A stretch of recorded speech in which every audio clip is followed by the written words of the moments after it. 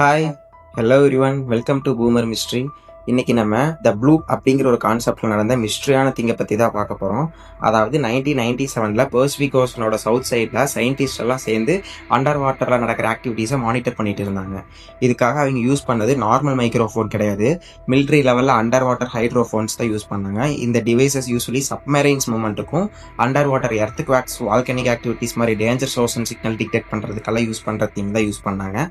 ஒரு நாள் இந்த மானிட்டரிங் ப்ராசஸ் நடக்கும் பொழுது அவங்க ஒரு ஸ்ட்ரேஞ்சான ஒரு சவுண்டை வந்து டிடெக்ட் பண்ணாங்க. அதாவது எப்படி சொல்கிறதுனா, நார்மலான சவுண்டு கிடையாது.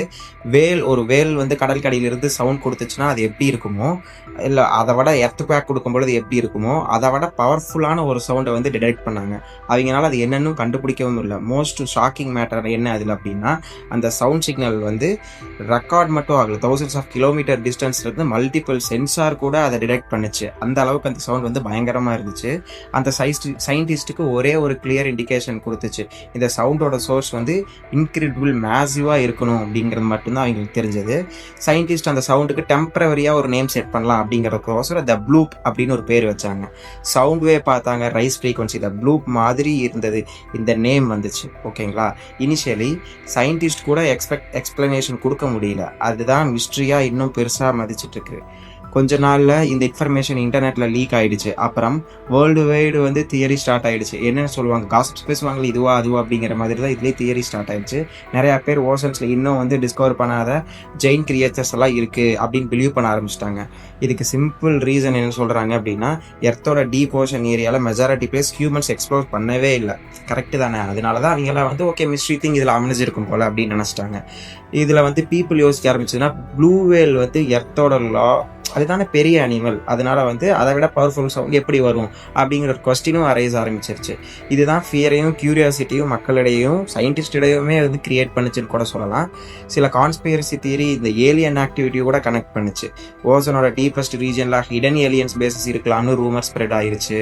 அப்புறம் வேற சில government secret under water experiments பண்ணிட்டு இருக்காங்கன்னு சொன்னாங்க. இந்த மாதிரி நிறைய ரூமர்ஸு நிறைய இந்த மாதிரி பரவிட்டு இருக்காங்க. ஆனால் இயர்ஸ் ஆஃப் ரிசர்ச்க்கு அப்புறம் சயின்டிஸ்ட் கிராஜுவலாக ஒரு சயின்டிஸ்ட் எக்ஸ்பீரியன்ஸ்க்கு வந்தாங்க. என்னவா இருக்கும் அப்படின்னு தான் யோசிக்கிறீங்க. அவங்க டிஸ்கவர் பண்ணது என்னன்னா, அண்டார்டிக் சைடில் இருக்கிற மேசிவ் ஐஸ்பர்க்ஸ் கிராக் ஆகும் பொழுது extremely powerful under water sound create ஆகும். ஹியூஜ் ஐஸ் இட் சடனாக பிரேக் ஆனால் ப்ரெஷர் வேவ்ஸ் ஓசனில் தௌசண்ட்ஸ் ஆஃப் கிலோமீட்டர்ஸ் ட்ராவல் பண்ணும். லேட்டர் ரிசர்ச்சர்ஸ் கம்பேர் பண்ணும்போது த ப்ளூ ஃப்ரீக்வன்சி பேட்டர்னும் ஐஸ் குவாக் சவுண்டும் ஆல்மோஸ்ட் சிமிலராக இருந்துச்சு. அதனால மெஜாரிட்டி சயின்டிஸ்டாக டுடே பிலீவ் பண்ணுறது என்னன்னா, த ப்ளூ அப்படிங்கிற ஒரு most likely created by the massive Antarctic ice cracking மட்டும்தான் அப்படிங்கிறத அவங்க பிலீவ் பண்ணாங்க. ஆனால் கம்ப்ளீட்லி செர்டினிட்டி இன்னைக்கு வரைக்குமே கிடையாது அதுக்கு. ஏன்னா ஓஷன் பற்றி நமக்கு தெரிஞ்சது ரொம்ப கம்மி.